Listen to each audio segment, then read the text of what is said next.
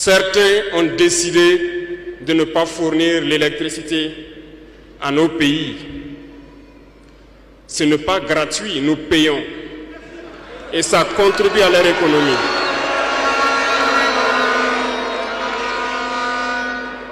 Ils ont essayé de faire souffrir le Mali. Et bien sûr, en faisant fi de tous les textes et de ne plus donner l'électricité au Mali, espérant que la population se révolte.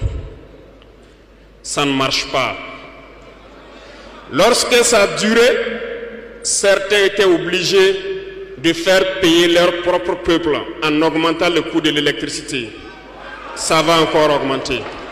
Et oui, comme l'a souligné le capitaine Ibrahim Traoré, il semble que les augmentations de la facture d'électricité ne soient pas prêtes de s'arrêter.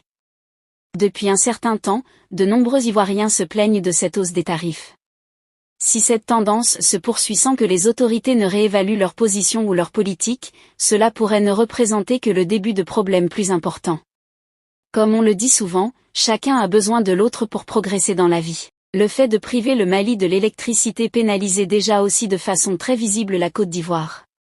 Par là nous pouvons comprendre que la Côte d'Ivoire a besoin des consommateurs extérieurs de son électricité afin de baisser les coûts à l'intérieur du pays.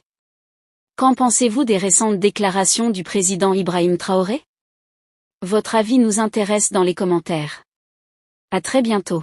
Et ce que je vous disais il n'y a pas longtemps, vous ne pouvez pas espérer retrouver votre objet perdu en faisant appel à celui qui vous l'a volé de venir vous aider à le chercher.